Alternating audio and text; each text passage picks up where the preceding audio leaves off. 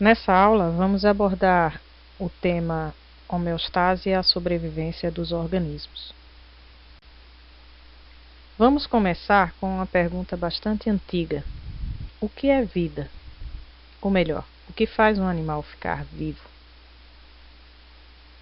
Claro, as respostas mais evidentes surgiram desde cedo. O coração batendo, a respiração, e mais posteriormente surgiu uma ideia de que a vida tinha a ver com energia. Independente de qual resposta, nós perguntamos: será que elas nos explicam realmente o que é a vida? Claro, se o coração parar de bater, o animal pode morrer, considerando um animal vertebrado, dependente do batimento cardíaco. Da mesma maneira, podemos pensar que a respiração é essencial. Mas o que faz mesmo o oxigênio? Como o oxigênio pode promover a vida? E como somos capazes de retirar o oxigênio do ar? E afinal, o que seria a energia? De todas essas respostas, a energia é a que explica com maior precisão o fato de existir vida. E ela nos remete ao início de tudo, a célula, a unidade do ser vivo. A energia para o metabolismo celular é essencial para a produção de proteínas, produção de enzimas, que funcionam como tijolos da nossa estrutura celular. Esses materiais são produzidos a partir do nosso metabolismo, e o metabolismo ele exige energia.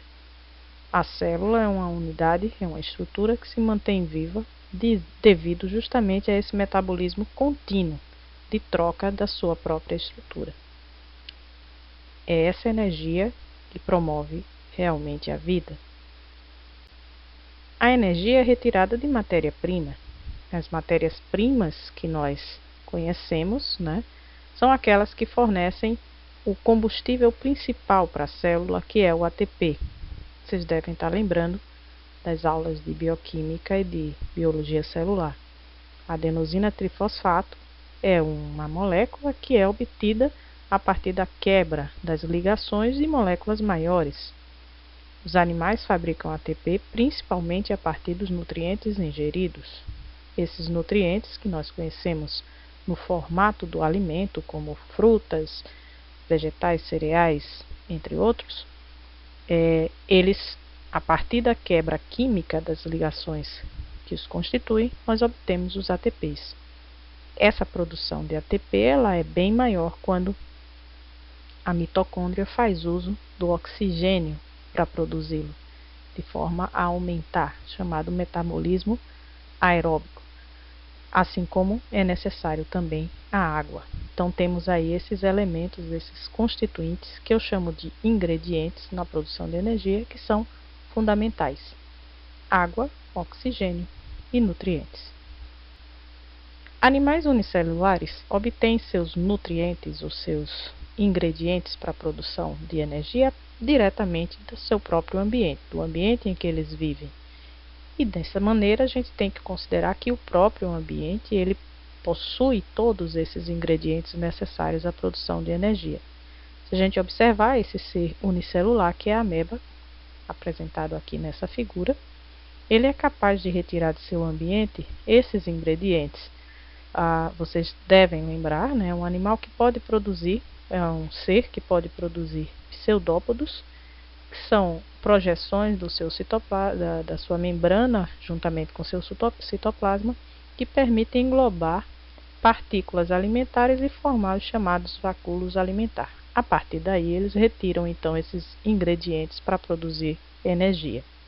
Se a gente pensar a partir dessa ideia e recordar um pouco das teorias evolutivas, nós vamos chegar à ideia do surgimento da vida que se operou, que aconteceu nos oceanos.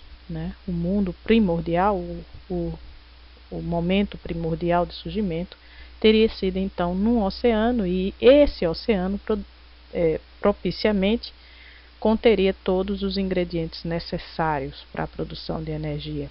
Isso porque o oceano é um ambiente bastante estável, físico-quimicamente falando.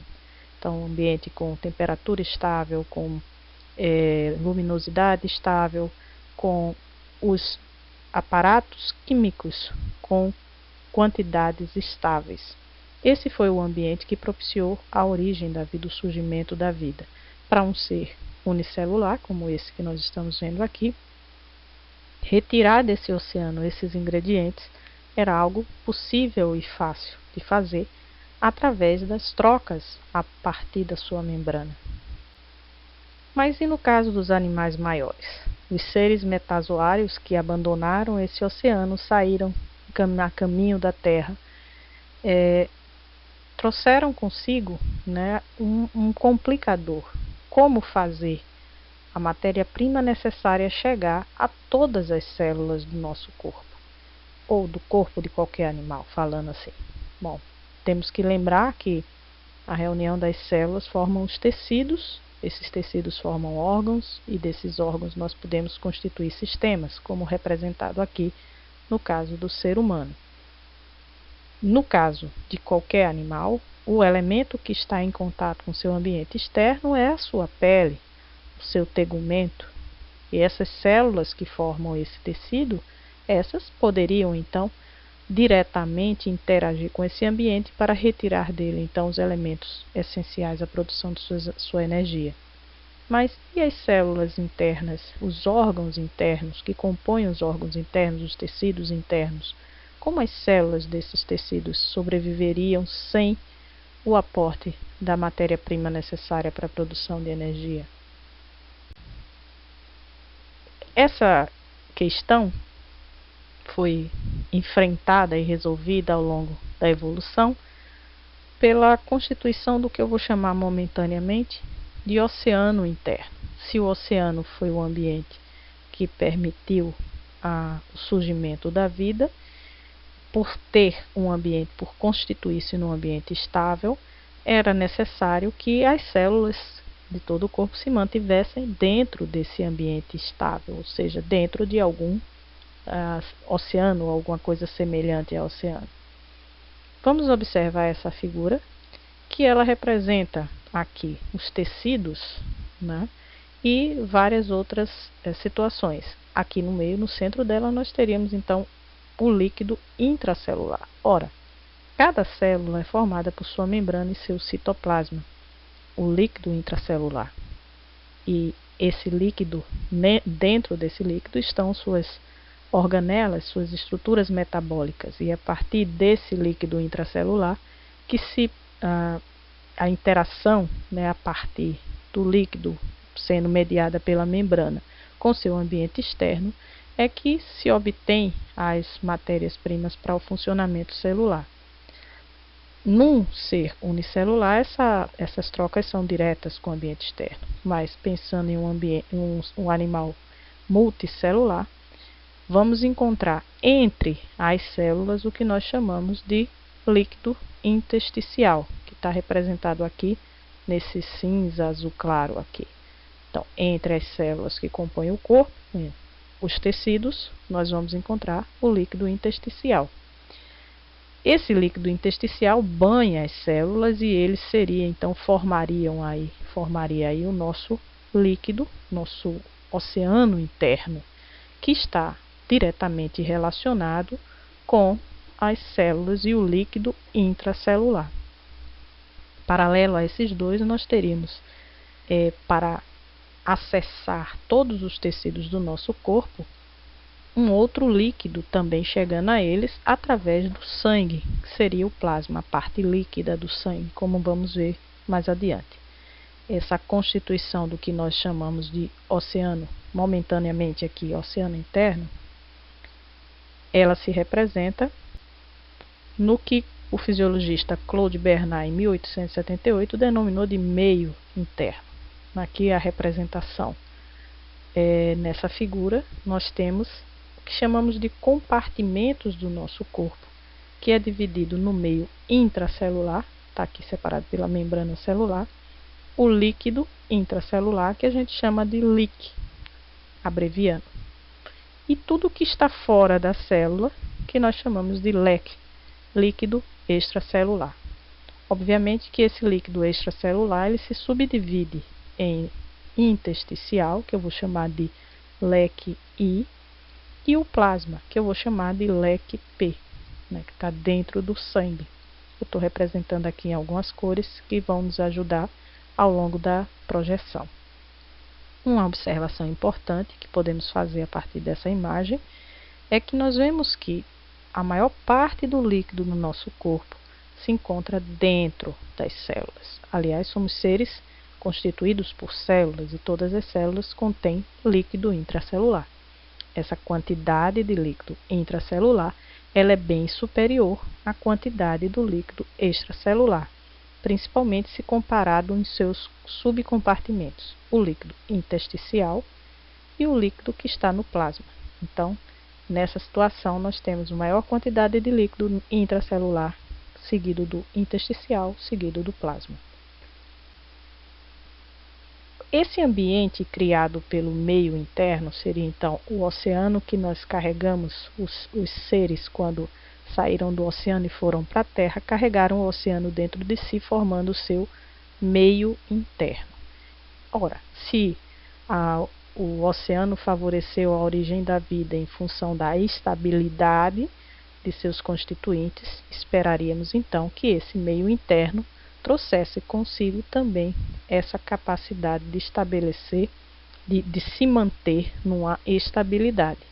Voltando para os constituintes do meio interno, né, o líquen e o leque, nós vamos identificar nesses dois grandes compartimentos do corpo, de um modo geral, dos animais, que vamos encontrar neles água e solutos, né, pensando de uma maneira bem ampla. A água, o solvente universal, diluindo então esses solutos que são de diferentes naturezas, diferentes composições, como vamos ver ao longo de todo o curso. Esses constituintes, a água e os solutos, são mantidos em quantidades estáveis para poder garantir justamente esse mecanismo que possibilita o metabolismo celular contínuo. Esse mecanismo de estabilidade, ele é bastante simples se pensarmos no raciocínio. Olhando essa imagem, vamos ver que a estabilidade desse ambiente, que está representado por esse recipiente, ela é mantida desde que toda vez que há um ganho de algo, esse ganho é compensado por uma perda. E ao mesmo tempo, se houver alguma perda de algum dos elementos, é possível haver ganho, de tal modo que a estabilidade ou nível desse meio ele é mantido. Ou seja, se houver ganho, tem que ter perda, se houver perda, tem que ter ganho, para que se mantenha essa estabilidade. Esse mecanismo simples que mantém a estabilidade do meio interno, em conjunto, macroscopicamente, a gente vai chamar de homeostase. Homeostase é um conceito desenvolvido pelo Walter Cannon em 1932, a partir originalmente das ideias do Claude Bernard sobre meio interno, que significa manter essa condição similar, apesar, né, mesmo diante da instabilidade externa, né, manter a estabilidade do meio interno a despeito das variações do meio externo. Esse é o conceito de homeostase. Voltando um pouco mais sobre o meio interno, nós vamos identificar, né, retornando para a mesma figura, que os compartimentos eles estão separados por barreiras, seja a membrana celular, que delimita a própria estrutura celular e, com isso, separando o líquido intracelular do líquido intersticial, seja a parede do capilar, né, que está representada aqui tracejadamente, que separa o líquido do plasma, né, que está constituindo o plasma, do líquido intersticial. Essas trocas que ocorrem entre esses compartimentos, o próprio desenho chama a atenção de que se dá de uma forma muito mais ampla e fácil entre o plasma e o líquido intersticial do que o líquido intersticial com o líquido intracelular, né? Por quê? Vocês devem recordar da biologia celular que a membrana celular é uma membrana semipermeável, o que significa que ela deixa passar algumas coisas, mas não outras. e desse modo ela cria um ambiente diferencial de substâncias. A água, por sua vez, ela se distribui de modo equitativo em relação aos solutos, mas os solutos eles teriam aí alguma dificuldade de distribuição em função dessas barreiras. A gente vai precisar retornar, só recordar rapidamente alguns pequenos conceitos, pequenos grandes conceitos importantes para entender esses movimentos nos compartimentos. O primeiro deles é a difusão, né? Difusão significa uma movimentação das partículas a partir do gradiente de concentração. Observando a figura, facilmente vocês vão entender o processo de difusão.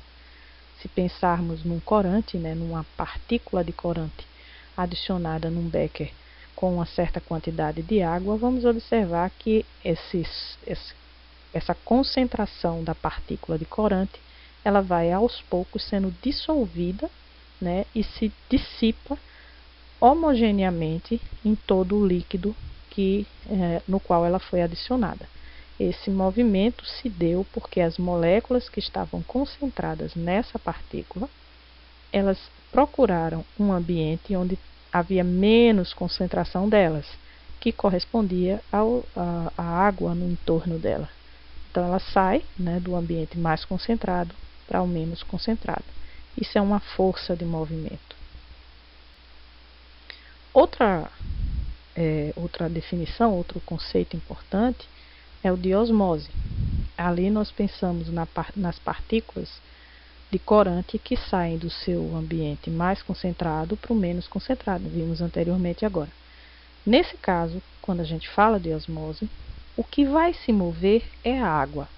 Na verdade, a água ela vai buscar diluir os solutos. E para isso, isso vai acontecer em situações onde você se defronte com barreiras nas quais a água pode passar, mas o soluto não pode passar. É o caso desse exemplo, onde eu tenho dois compartimentos, o compartimento A, que vai até aqui o meio dessa estrutura em formato de U, e o compartimento B, que vai até aqui também ao meio. O compartimento B apresenta uma quantidade de soluto, representado por essas bolinhas arroxeadas, que aí no caso seriam moléculas de glicose, para representar mais especificamente, que é bem menor do que no compartimento A. Contudo, a quantidade de água dos dois compartimentos é a mesma. Se colocados nessa situação, separados por uma barreira seletivamente permeável à água, mas não à glicose, com o passar do tempo a água vai se difundir, né, vai se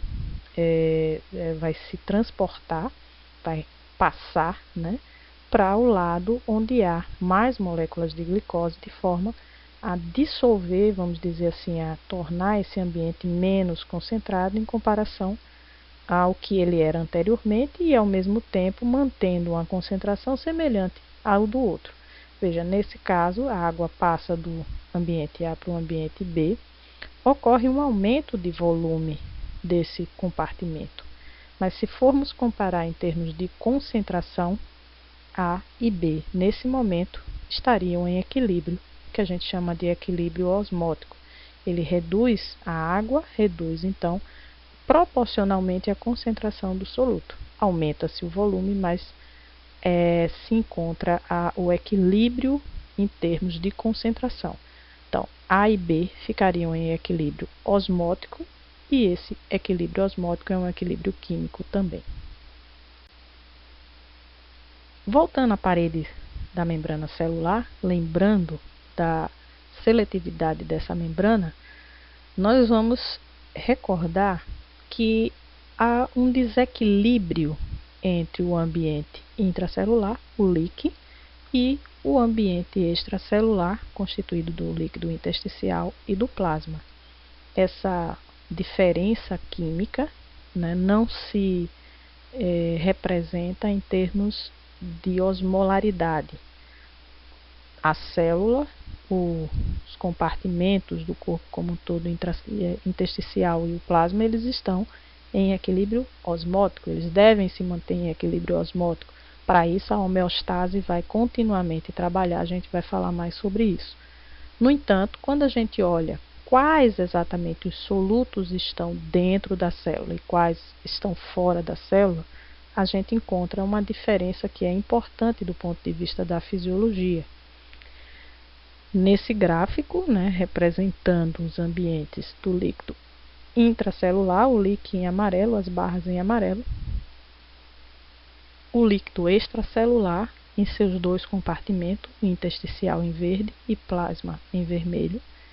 Eles representam, essas colunas estão representando aqui a quantidade em concentração por milimol por litro de substâncias como o sódio, dos íons sódio, potássio, cloro, o bicarbonato e proteínas e outros solutos. Quando nós olhamos esse gráfico, nós vamos perceber que do lado de fora da célula, tanto no intersticial quanto no plasma, nós temos muito sódio. Em compensação, dentro da célula nós temos pouco sódio. Fora da célula nós temos pouco potássio, nós temos muito potássio dentro da célula. Isso também acontece com o cloro, um pouco com o bicarbonato e com as proteínas a gente tem o inverso, né? Nós temos muitas proteínas dentro da célula, nenhuma proteína no líquido intersticial e algumas proteínas dentro do plasma, que seria no caso as proteínas plasmáticas, né? Essa distribuição diferencial ela tem impacto, como eu já falei, na fisiologia e a gente vai explorar um pouco mais adiante em outros sistemas e tudo mais. Mas é importante vocês terem em mente que esse é um retrato que demonstra a importância das barreiras, né, que separa a célula do líquido intracelular do líquido extracelular e que tem impacto nas trocas entre esses dois ambientes. Lembrando que essas trocas são fundamentais para a produção de energia. Lembrando também, mais uma vez, que essas diferenças de concentração em relação aos solutos não têm impacto sobre o equilíbrio osmótico entre os compartimentos. Nós vimos que há mais, pensando em quantidade, há mais água, o líquido dentro das células, mas porque nós temos mais células, o espaço intracelular é pequeno, né? Muito pequeno, e os vasos eles chegam aos tecidos, mas são parte desse tecido, né? Então, quando nós olhamos todos esses compartimentos, nós vamos, no total, encontrar um equilíbrio osmótico entre eles, embora nós também identifiquemos um desequilíbrio em termos de tipo de soluto. Bom, coloquei aqui esse slide chamado salvo-conduto, uma palavra, uma referência ao direito, né, no sentido de, nesse momento, o que é mais importante para a gente é entender alguns princípios. Portanto, essa confusão entre o que é difusão, o que é osmose, é muito comum.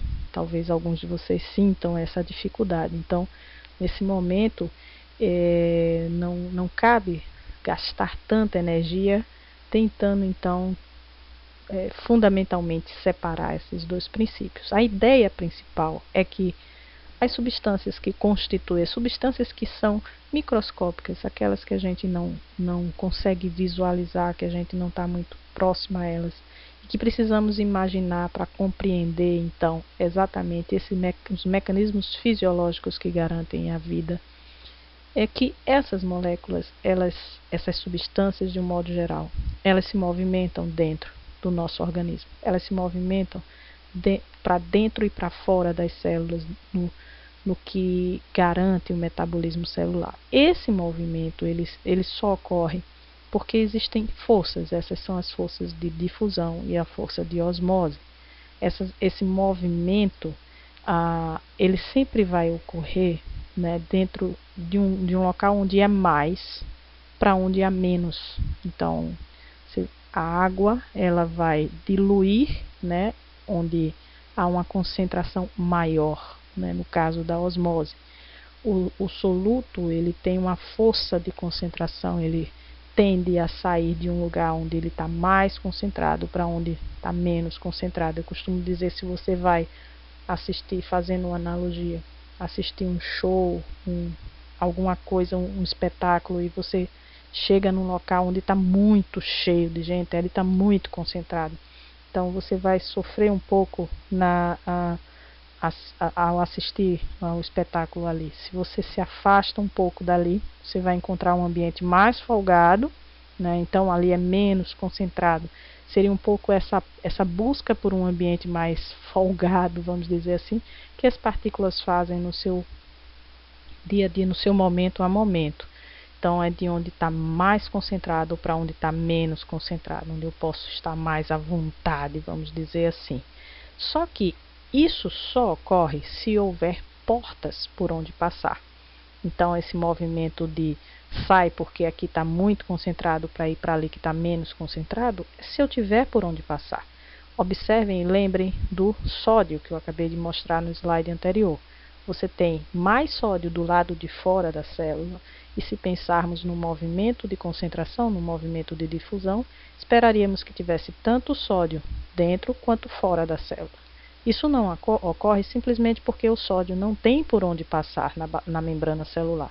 São pouquíssimos os canais de cálcio abertos por onde o íon pode passar, de tal maneira que ele é retido do lado de fora da célula. Em algumas situações vão surgir portas para esse íon passar, mas no normal, no geral, não há essas portas. Então, ele fica retido.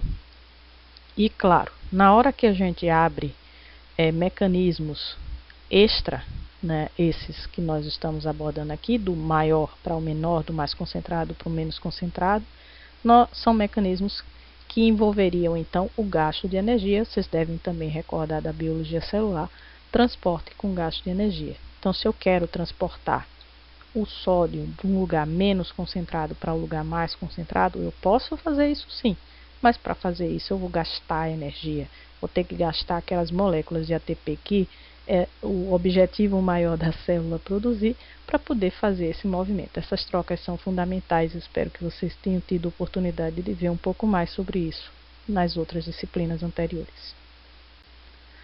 Bem, voltamos então à ideia do meio interno, que constituiria nosso ambiente de trocas, que levaria para as células os nutrientes, os ingredientes essenciais para a produção da energia tão necessária à vida celular. Bom, essas trocas, nesse caso, elas vão estar operando a partir do leque I. Lembrem, líquido extracelular intersticial, líquido que está banhando as células, ele está diretamente relacionado com o líquido intracelular, o citoplasma da célula. As trocas são constantes, eu representei nessas setas aqui a entrada de nutrientes que são retirados, né, do leque I para serem aproveitados pelo líquido intracelular no seu metabolismo. Essas trocas são dinâmicas. Há constantemente uma troca do leque I para o líquido, fazendo a passagem dessas substâncias. Novamente, lembrando que é preciso ter por onde passar, por onde fazer essas trocas. Acontece que é preciso considerar também que o metabolismo celular, ele produz resíduos, ou seja, na nossa linguagem mais coloquial, ele produz lixo. E lixo precisa ser recolhido. Também não pode ficar nem dentro da célula, nem no líquido intersticial. A troca que o leque faz com o leque retira do leque, o leque retira, do leque o nutriente e devolve para ele o lixo. Então veja que é uma troca injusta, mas constante. Daí que é importante continuamente tanto chegar nutrientes para repor esses que são consumidos, quanto retirar esses resíduos que são produzidos. Essa contínua reposição de nutrientes e limpeza é feito justamente pelo sangue, pelos vasos que aportam todos os tecidos. Na maioria dos animais nós vamos ter sistemas de vasos que fazem exatamente esse papel. Mesmo que não seja o sangue propriamente dito, se a gente pensar nos insetos, nós vamos ter a linfa, tem outras substâncias, mas que fazem exatamente esse aporte, seja dos nutrientes, levando para todos os cantos das células os nutrientes que vão recompor o leque I, como retirando desse líquido intersticial o que foi depositado de lixo nele pelo metabolismo celular. Essa distribuição que o sangue faz, especificamente a parte líquida do sangue, que é o plasma, o leque P, faz, é o primeiro sinal, o primeiro elemento para a gente introduzir os sistemas fisiológicos. O sangue é distribuído pelo sistema cardiovascular, um sistema fisiológico.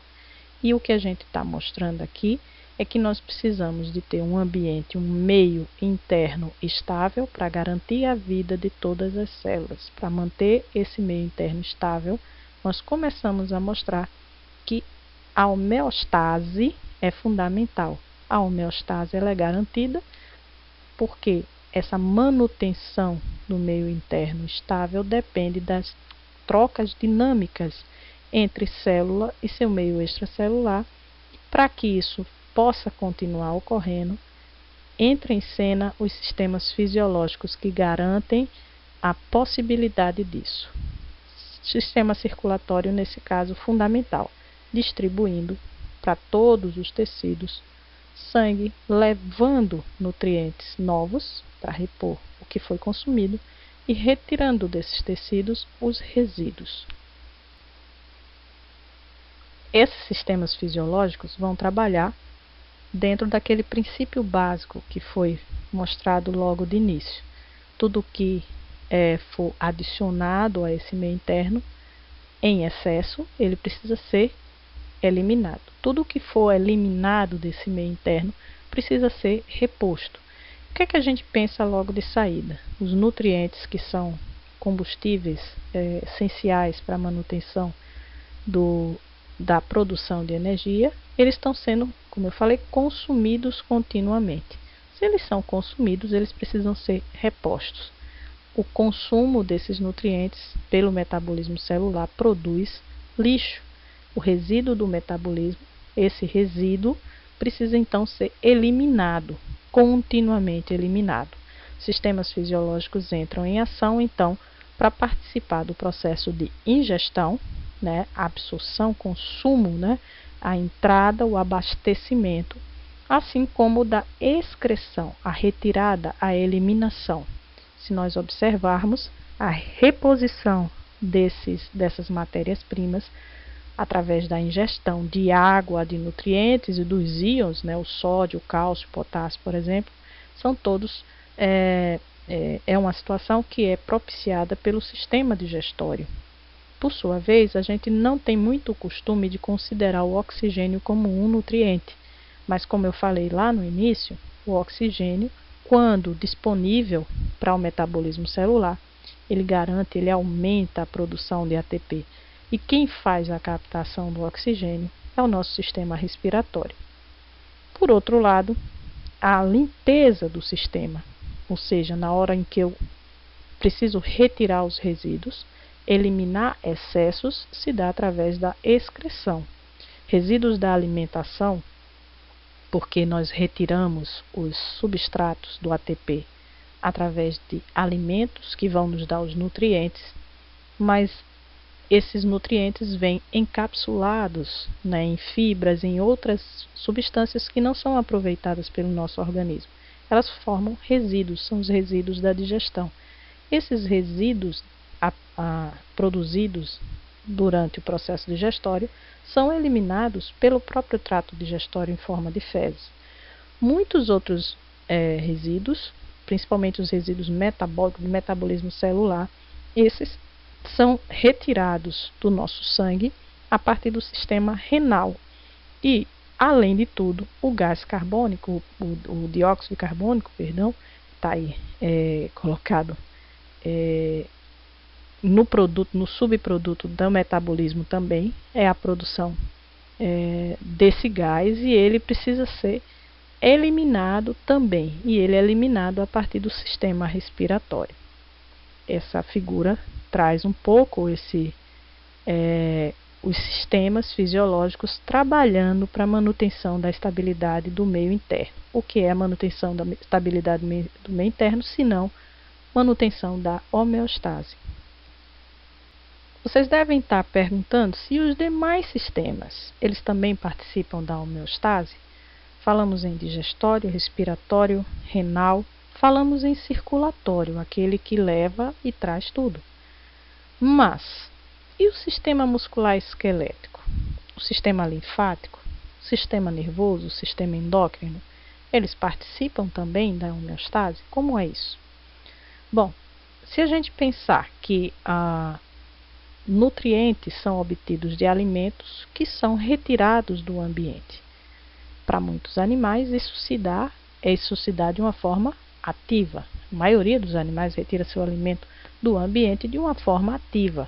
E, para tanto, o sistema muscular esquelético é fundamental. Ele nos garante movimentar, fazer movimentos. Então, por isso que ele também participa da homeostase.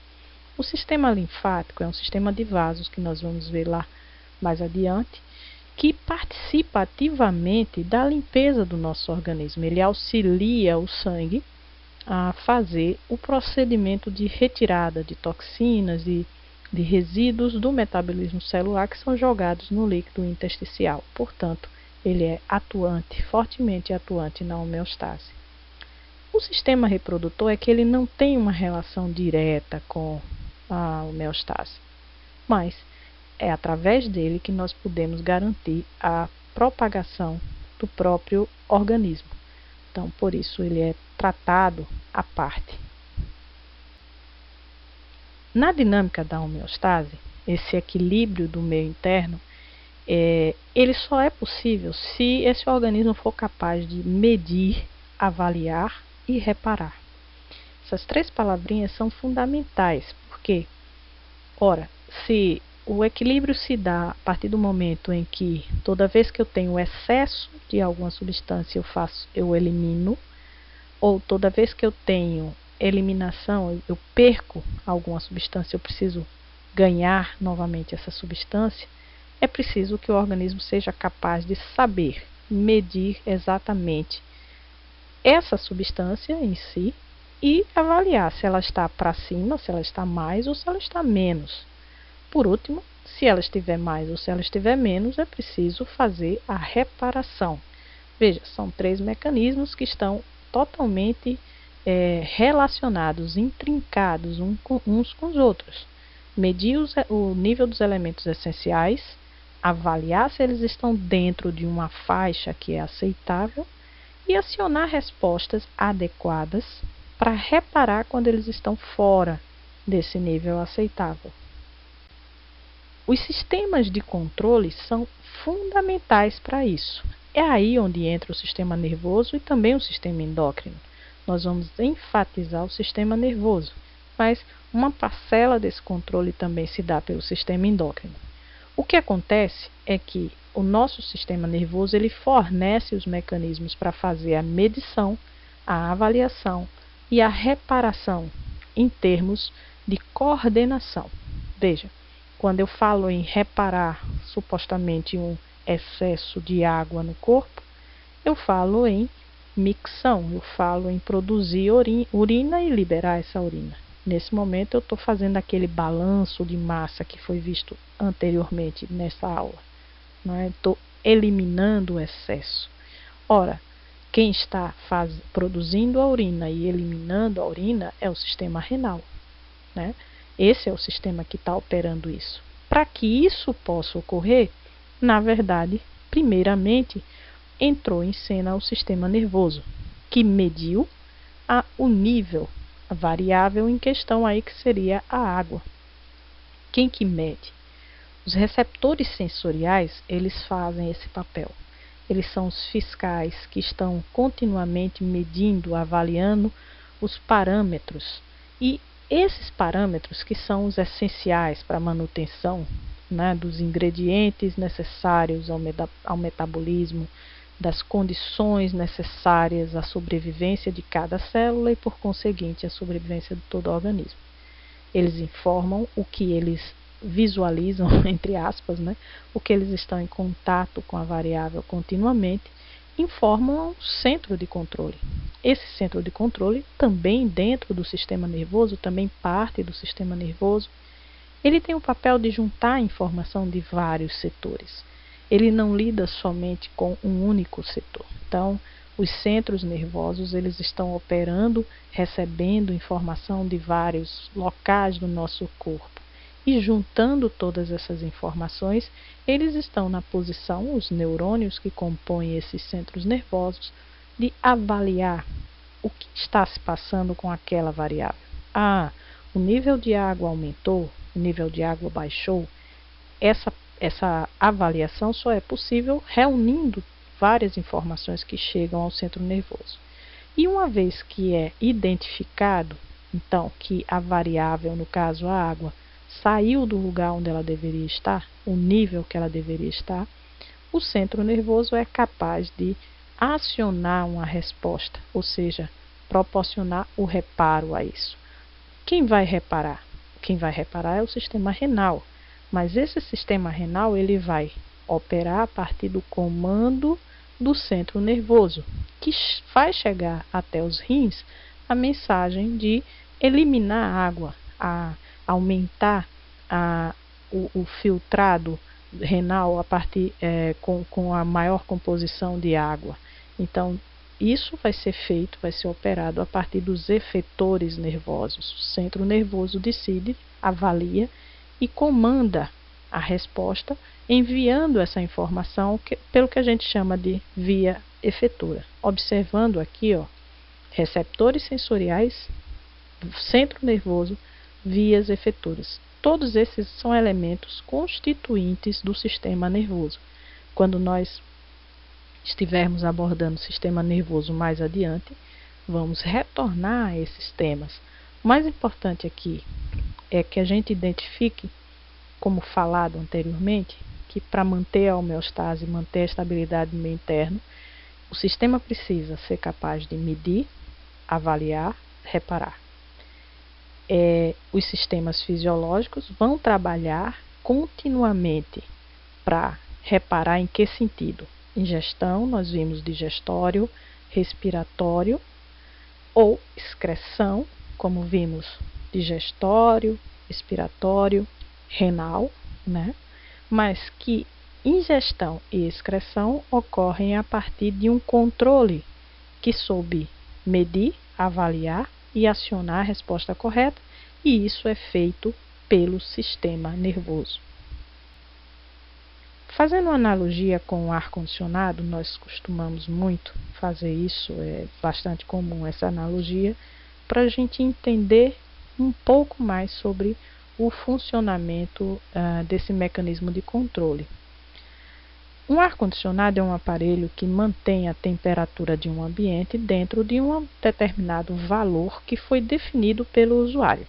Então, eu chego no meu quarto e eu quero manter a temperatura do quarto em torno de 25 graus.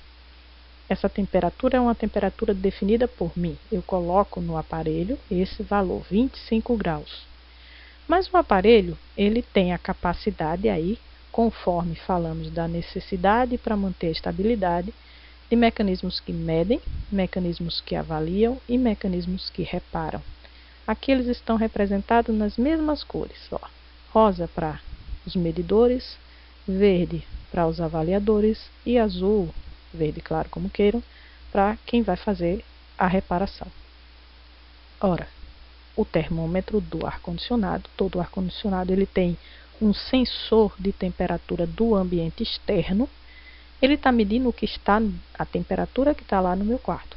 E ele mede lá, aqui está 30 graus. Essa temperatura que eu estou chamando aqui de T, ela vai ser informada a uma região do ar-condicionado chamada termostato.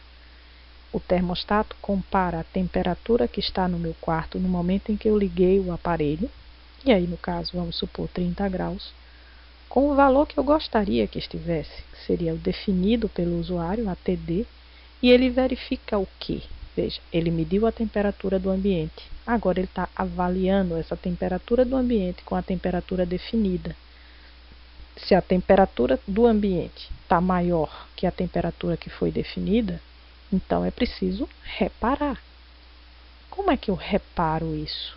Bom, essa informação que estava num setor do ar-condicionado, ela é informada a um outro setor, que é o setor de reparação. Quem é ele? O compressor. O compressor do ar-condicionado, ele vai ser ligado nesse momento em que o centro que avaliou definiu que era preciso reparar. Então, ele é ligado. Quando o compressor do ar-condicionado é ligado, o que ele proporciona no ambiente é um resfriamento do ambiente. O resfriamento gera o quê? A temperatura do ambiente vai cair. Então, começou com a temperatura de 30 graus, o compressor foi ligado paulatinamente, né, momento a momento. Essa temperatura, então, vai caindo e até o momento em que ela chega à temperatura que o usuário do ar-condicionado definiu. Na hora que ela chegar aos 25 graus, o que é que vai acontecer? A temperatura externa, representada por esse T, vai se igualar à temperatura definida pelo usuário, o TD. Então, quando T for igual a TD, não há por que ter reparação. O parâmetro se mantém dentro do que foi esperado. Esse é o funcionamento, esse é o mecanismo que funciona os sistemas fisiológicos. Eles estão o sistema nervoso está continuamente medindo, avaliando e acionando quando necessário reparos. Então eu preciso ter receptores sensoriais que estão medindo os parâmetros, centros nervosos que estão avaliando se esses parâmetros estão dentro da faixa que é a faixa possível para a homeostase. O que é a faixa possível para a homeostase? É aquela faixa em que as células trabalham confortavelmente. Então, na hora que essa variável que foi medida está dentro dessa faixa, os centros que avaliam não fazem nenhuma ação em função de não haver necessidade. É a hora que a temperatura externa se iguala à temperatura que foi definida pelo usuário.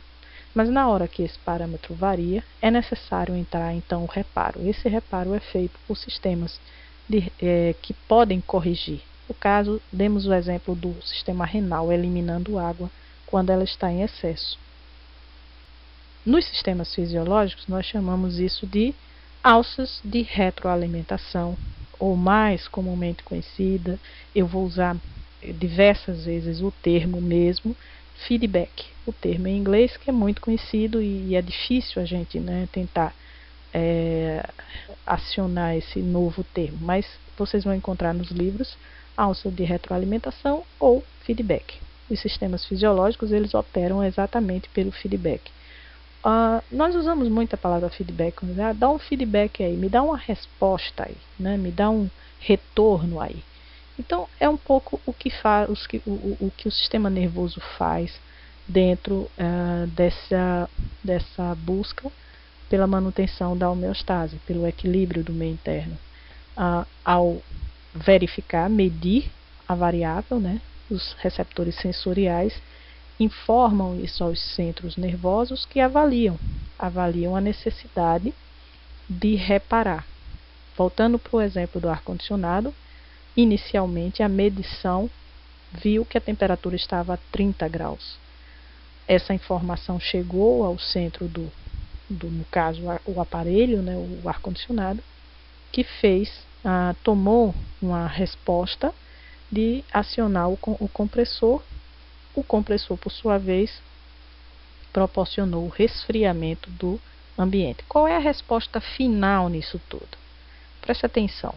A temperatura inicial foi medida a 30 graus. Quando o processo todo ocorreu, ou seja, foi acionado o compressor,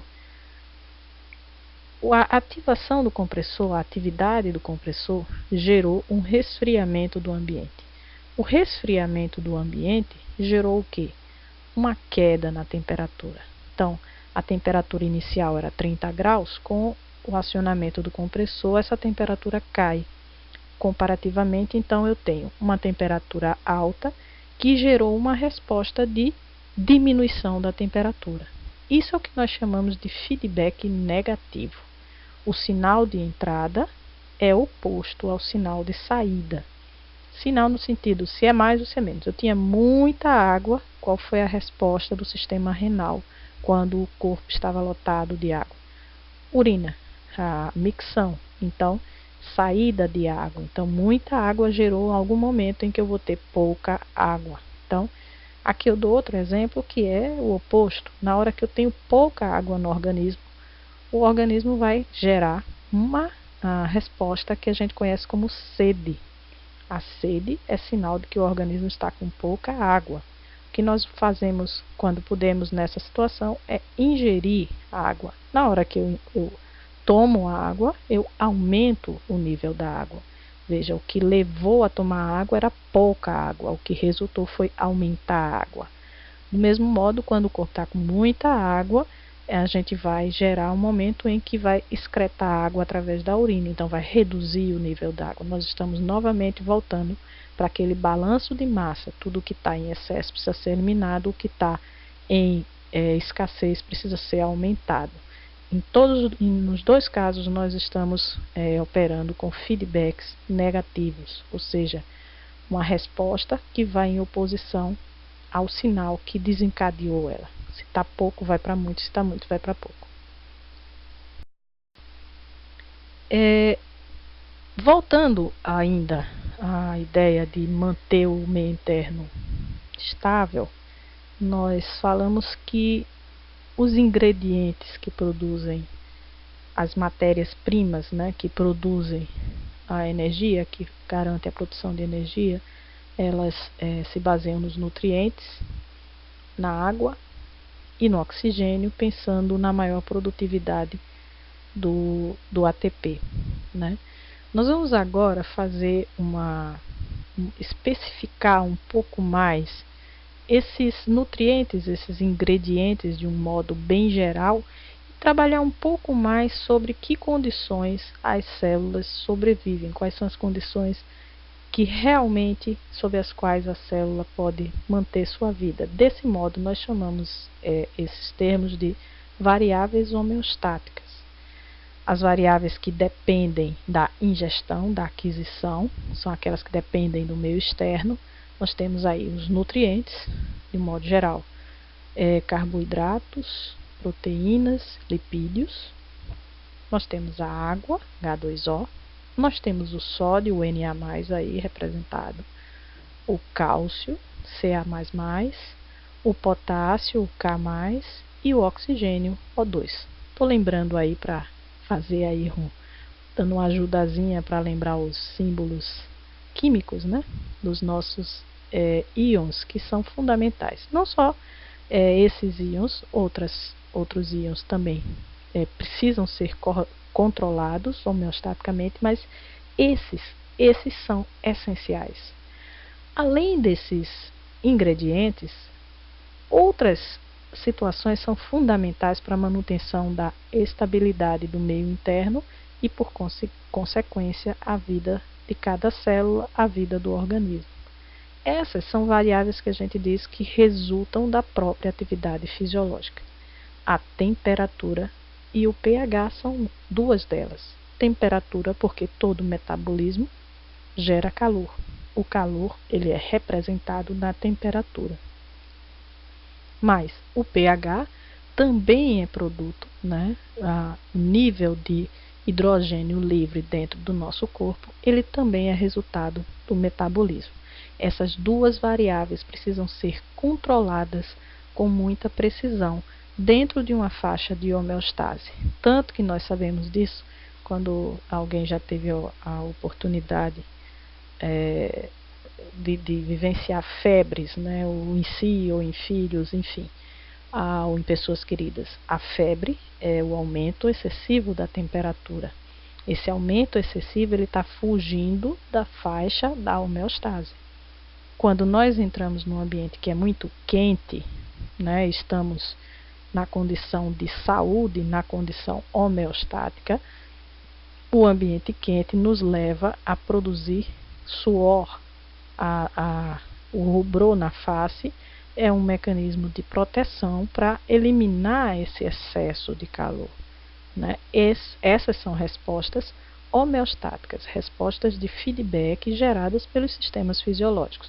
Sistema nervoso medindo, avaliando, acionando os demais sistemas, aí no caso o sistema circulatório, que faz o sangue fluir mais pela periferia do corpo para poder eliminar o excesso de calor através da transpiração, que é a eliminação de água, né?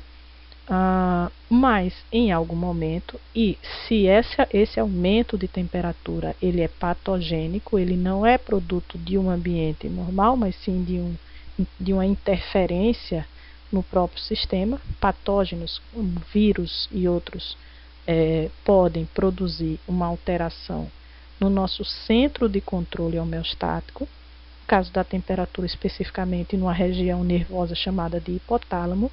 Ele pode alterar os neurônios do hipotálamo de tal modo que ele fique achando que estamos constantemente num ambiente com uma temperatura muito elevada, de tal forma que o corpo fica naquele estado de hipertermia, com o calor na periferia do nosso corpo em excesso. Uma tentativa de compensar o que o centro nervoso está registrando, que está ocorrendo. Registrando equivocadamente em função de um patógeno que está lá, né, de um micro-organismo que está produzindo esse efeito.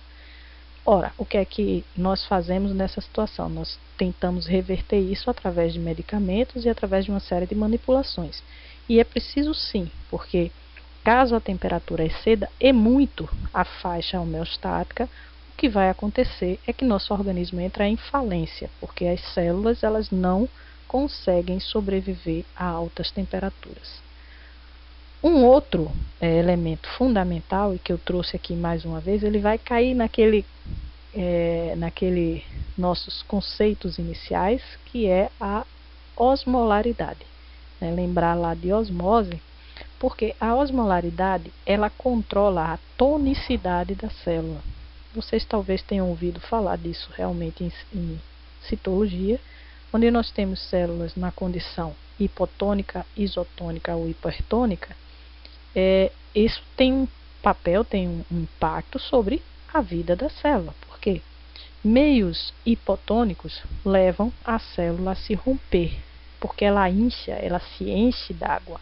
Ora, o que é um meio hipotônico? Significa que o ambiente o líquido intersticial, ele estaria pobre de substâncias, de nutrientes, de tal forma que haveria mais nutrientes e substâncias dentro da célula, e a gente se encontra naquela condição lá que eu exemplifiquei dos tubinhos A e B. A célula está mais concentrada, o líquido intersticial menos concentrado.